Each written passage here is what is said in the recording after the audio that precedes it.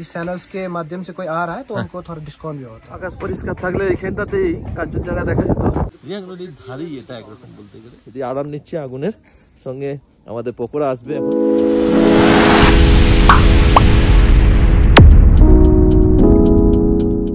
Growing মাইলসের সকল দর্শক বন্ধু 2025-এর শুরুতেই আপনাদের প্রাণ ভরা অভিনন্দন এবং মন ভরা ভালোবাসা।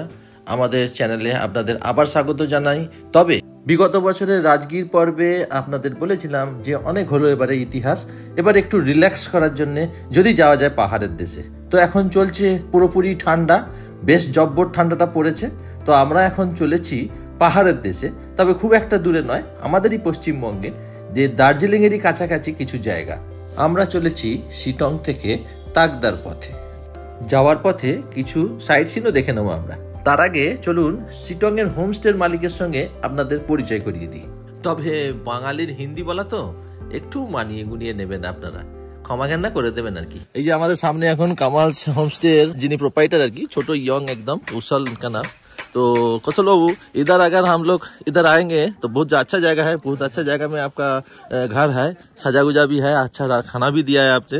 तो अगर आएंगे तो कैसे चार्ज लगेगा? आपका पर पर्सन आपका 1500 करके है, 1500 फूडिंग एंड लॉजिंग। इसमें आपका सभी इंक्लूड होता है, जैसे कि लंच स्टार्ट होता है हम लोगों का। आपका चेक इन टाइम आपका 12 बजे है, तो आपका लंच स्टार्ट होता है। लंच, स्नैक्स, डिनर और ब्रेकफास्ट 4 मील होता है, और साथ में आपका 1500 में सभी इंक्लूड होता है। अरे ये क्या मतलब सीजन का अनुसार ज्यादा कम होता है? हाँ जी, आपका ऑफ सीजन का होता है, जैसे आपका रेनी सीजन हो गया तो उसका आता है आपका 1300 करके, 1300 पर हेड करके। अच्छा। और आपका ऑन सीजन का आपका 1500 करके आता है। Very good. और आप किसी मतलब कि यूट्यूब इस चैनल्स के माध्यम से कोई आ रहा है तो उनको थोड़ा डिस्काउंट भी होता है। Very good, very good, thank you. এই হচ্ছে ওনাদের এই পুরোটাই দেখুন, হোমস্টেটা খুব সুন্দর করে সাজানো রয়েছে, আরো ওপাশে বাড়ছে। সবচেয়ে বড় কথা একদম চা বাগানের পেছনে, আর এনারা যা কিছু তরকারি পাতি রাত দিন সব নিজেরাই চাষ করছেন। আমাদেরকে সকালবেলাতে আলু মটর তরকারি দিল, সেই মটরটাও এনাদেরই চাষ। এবং এই ফার্মিং এ কোনো রকমের সার দেওয়া হয় না, সব গাছপালা দিয়ে পচিয়ে হিউমাস তৈরি করে সার ইউজ করা হয়। কামাল হোমস্টের আতিথেয়তা আমাদের খুব ভালো লেগেছে, এরা খুব প্রাণবন্ত মানুষ, খাবার দাবারও খুব ভালো দিয়েছিল, ঘরগুলো তো খুবই সুন্দর ছিল। আমি ডেসক্রিপশনে এর ফোন নাম্বারটা দিয়ে দেবো, যদি আপনারা প্রয়োজন বোধ করেন তা যোগাযোগ করে নিতে পারেন। এই সুন্দর লাল রঙের গাছগুলো এক ধরনের বাঁশ গাছেরই প্রজাতি, এখান থেকে ঝাঁটা তৈরি হয়। লেবু গাছের বাগান, তার মাঝখান দিয়ে রাস্তা, যদিও দেখতে খুব সুন্দর লাগে কিন্তু হাত দিলেই 500 টাকা পায়। রাস্তায় যেতে যেতে এই অর্গানিক ফ্রুট জুস পাওয়া যাচ্ছে, অরেঞ্জ বিভিন্ন রকমের সাইজের আছে, বিভিন্ন রকমের দাম, কিন্তু দাম আমাদের কলকাতা থেকে বেশি।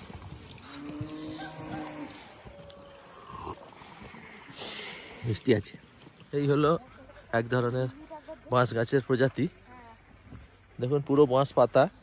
এতক্ষণ ধরে আমরা কঞ্চি দেখছিলাম, এটা আরও সরু, আর মাথাতে এরকম সরু সরু ঝুড়ি বেরিয়েছে। এইগুলোকে কেটে কেটে ডান্ডা সমেত শুকিয়ে ঝাঁটা তৈরি হয়। প্রকৃতি সব কিছু দিয়ে রেখেছে, আমাদের শুধু দেখে নিতে হবে, বুঝে নিতে হবে। কমলার জুস খেয়ে এনার্জাইজড হয়ে পড়েছি। এবার চলুন আমাদের পথের প্রথম সাইট সিন যেখানে আমরা যাচ্ছি সেটা হলো যোগীঘাট। এখানে একটা ব্রিজ আছে, এটাই একমাত্র পথ যেখান দিয়ে আমরা মম্পু যেতে পারবো। আমরা এখন তাকদা যাচ্ছি, তাকদা যাওয়ার পথে এখানকার দর্শনীয় স্থান একটি রয়েছে সাইট সিনের মধ্যে, এটা হচ্ছে যোগীঘাট ব্রিজ।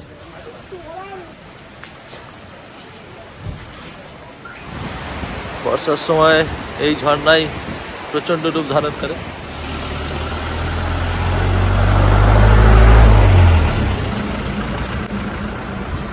এটা একটা সেলফি জোন, সবাই নিজের নিজের মতন করে ছবি তুলছে। এখানে লেখা রয়েছে শ্রী বিমল গুরুংয়ের সাথে যোগগুরু স্বামী রামদেবজি এসেছিলেন এই ব্রিজটাকে ওপেন করার জন্য। আমরা এখন এই যোগীঘাটের নবনির্মিত ব্রিজের নিচে এসেছি। এইটা যে সামনে দেখা যাচ্ছে একটা দড়ি ঝোলা ব্রিজ, এইটাই আগে ছিল। অ্যাকচুয়ালি এটা শিটং থেকে মংপু যাওয়ার মেন রাস্তা। এই মেন রাস্তায় এই ব্রিজটার উপর চাপ ছিল, সেই জন্য এই ব্রিজটা নতুন করে তৈরি করা হয়েছে। আজকে একটা খুব সুন্দর রৌদ্রোজ্জ্বল দিন পেয়েছি আমরা, সুন্দর একটা নদীর ঝর্ণা, তার উপরে এই ব্রিজটা। আগে ছোট অবস্থায় দড়ি ব্রিজ ছিল, এটা পরবর্তী সময় এইটাকে রিনোভেট করা হয়েছে এবং একটা সুন্দর ব্রিজ করা হয়েছে। তাকদা যাওয়ার পথে আমরা যোগীঘাট ব্রিজটা দেখে নিলাম, এরপরেই আমরা চললাম বাঙালির আবেগ ও গর্ব বিশ্বকবি শ্রী রবীন্দ্রনাথ ঠাকুরের একটি পছন্দের শৈল শহর মংপু। আমরা এখন মংপুতে এসেছি, রবীন্দ্রনাথের স্মৃতি বিজড়িত সেই ঘর দেখতে। তার সামনে একটা সুন্দর ট্রি হাউস করেছে, এখানে রেস্টুরেন্ট আছে। রবীন্দ্র ভবন ভারতবর্ষের বিভিন্ন প্রান্তে রবীন্দ্রনাথের এরকম এক একটি শৈল শহরের মধ্যে বাড়ি আছে এবং সেখানে বসে বসে উনি বিভিন্ন রকম রচনা করেছেন। পশ্চিমবঙ্গের মধ্যে এটি একটি খুব সুন্দর জায়গার মধ্যে অবস্থিত রবীন্দ্র ভবন। এখানে একটি মিউজিয়াম আছে, এন্ট্রি দিয়ে ভেতরে ঢুকতে হয়। আমরা টিকিট কাটলাম 25 টাকা করে এক একদিন, 5 বছরের ঊর্ধ্বে সবার টিকিট লাগে। কুইনাইন বিশেষজ্ঞ ডক্টর মনমোহন সেন এবং তার সহধর্মিণী মৈত্রী দেবীর আমন্ত্রণে তিনি এখানে অনেকবার এসেছিলেন। এখানে অনেক অনেক বিশেষ বিশেষ রচনা উনি করেছেন, সেগুলো ভেতরে রাখা আছে এবং আমাদের যেহেতু ভেতরে ক্যামেরা অ্যালাউ নেই, আমরা ভেতরে কোনো রকম ফটো তুলিনি।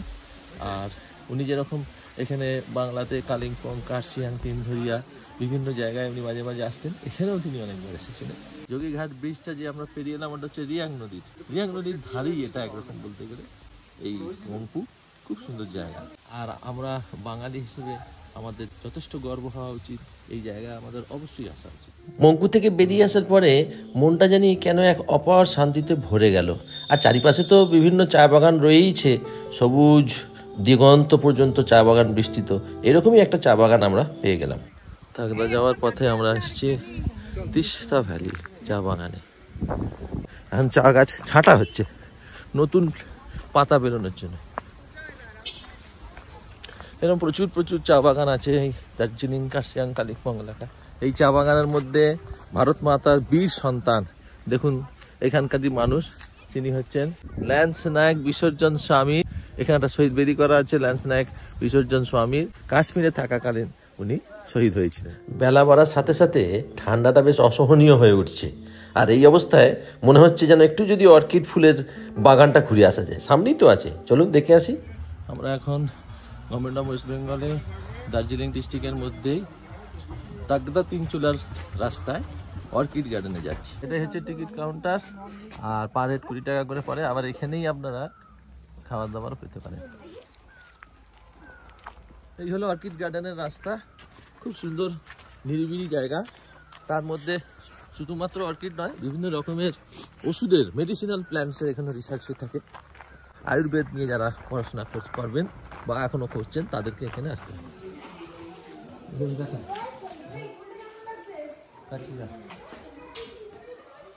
লিস্ট অফ হাইব্রিড অর্কিডস, কোন কোন সময় হয় টাইম দেওয়া আছে এখানে, কোন কোন মাসে।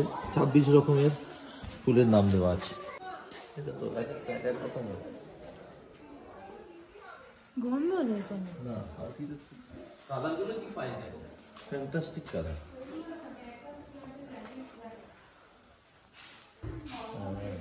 এগুলো যেহেতু বাইরের টেম্পারেচারটাকে কন্ট্রোলে রাখতে হয় আর বাইরের ওয়েদারের সঙ্গে এদেরকে অ্যাডজাস্ট করে রাখতে হয়, সেই জন্য একটা ঘরের মধ্যে করে এগুলো চাষ হয়। এখানে অর্কিড গার্ডেনের সঙ্গে আবার আপনারা যদি ঘরেতে নিয়ে গিয়ে এই গাছগুলোকে রাখতে পারেন নিজের ঘরের সৌন্দর্য বৃদ্ধির জন্য, সেখানে এখানে বিক্রি করার একটা জায়গা করা আছে। বিভিন্ন রকমের গাছ নার্সারি করে রাখা আছে, নার্সারির মধ্যে সব রেডি করা আছে, নিয়ে গিয়ে শুধু উঠতে হবে। এই চলতি পথেই একটা অসাধারণ ভিউ পয়েন্ট আছে, সেটার নাম হচ্ছে গুম্বাদারা। আমরা সেই দিকেই চললাম। এখন আমরা গুম্বাদারা ভিউ পয়েন্টে এসেছি। এই পয়েন্টটার থেকে 3টে জায়গা দেখা যাবে। ওইদিকে সিকিম রাজ্য, এদিকে কালিম্পং, মাঝখানে তিস্তা নদী আছে। তিস্তা নদীর উপর একটা ছোট্ট ব্রিজ আছে, সেই ব্রিজটা দিয়ে কালিম্পং এর দিকে যাওয়া যাবে। ওইটা দিয়ে খানিকটা এসে শিলিগুড়ি অ্যান্ড সিকিমের রাস্তা পড়বে ওখানে। আজকে যা মেঘের অবস্থা, তাতে করে পুরো জায়গাটা অত দূরে পাবো কিনা সন্দেহ আছে, তবু আমরা চেষ্টা করি। দূরের পাহাড় কুয়াশা মেঘে ঢেকে আছে, ওটা কালিম্পং। নিচে হচ্ছে লোয়ার মংপু, আর ও পাশে তিস্তা নদী আছে। এই ঠান্ডায় খুব কষ্ট পাচ্ছি। দূরে তিস্তা নদী, আর ওই পাশের পাহাড়টা হচ্ছে সিকিমের। আকাশ পরিষ্কার থাকলে এখানটাতেই কাঞ্চনজঙ্ঘা দেখা যেত। ওগুলো সব সিকিমের পাহাড়।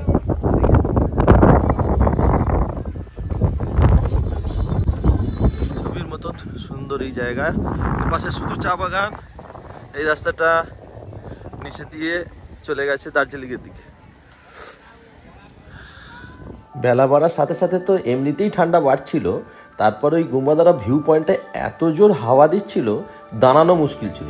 তাড়াতাড়ি করে আমরা কি করলাম, বেলা পড়ে যাচ্ছে বলে আমরা চললাম আমাদের তাকদার হোমস্টের দিকে। তাকদায় এসে গেছি, একটু 3টে বেজে গেল আস্তে আস্তে সাইট সিন করে করে। তাকদায় আমাদের হোমস্টে হচ্ছে ম্যাপেল হোমস্টে। এই হচ্ছে ঘর, একটু ওপর দিকে উঠতে হয় কিন্তু পুরো ভিউটা সামনে পাওয়া যায়। বন্দোবস্ত খুব ভালো, মাল নিজেদেরকে বইতে হয় না, মাল বাবার লোক আছে সঙ্গে। যিনি মালিক তিনি হচ্ছেন এক্স আর্মি ম্যান। প্রথমেই ঢুকেই আমাদের আপ্যায়ন খুব সুন্দর করেছেন। এই আমাদের ঘর, টোটাল একটা স্যুটের মতন। এই ঢুকে গেল, এদিকে একটা ঘর, এদিকে একটা ঘর। ঘরের ভেতরটা একবার দেখিয়ে দিই। কার্পেট পাতা আছে, ঠান্ডা লাগে না যাতে। এদিকে একটা ডবল বেড, এদিকে একটা সিঙ্গেল বেড। আর ওয়াশরুমটা খুব সুন্দর, একদম টিপটপ। গরম জল অল টাইম অ্যাভেলেবেল, শুধু এটাকে টিপলেই হবে। এই টোটাল ঘরের ভিউ।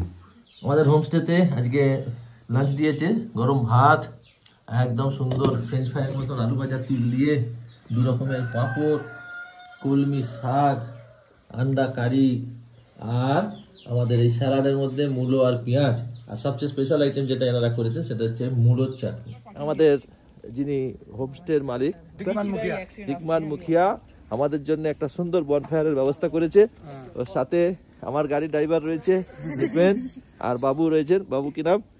চন্দন মুখিয়া। চন্দন মুখিয়া। আমরা একসঙ্গে এই ঠান্ডার মধ্যে আরাম নিচ্ছি আগুনের সঙ্গে। আমাদের পকোড়া আসবে, এখন মোমো আসবে, খাওয়াবে। বনফায়ারের সামনে আমরা দুটো স্ন্যাক্স নিয়ে বসেছি। এই হচ্ছে পকোড়া আর এই হচ্ছে মোমো, চিকেন মোমো। খেয়ে এখন আমরা शरीर गर्म आने में जितना कष्ट हुआ उतना ही फायदा भी है।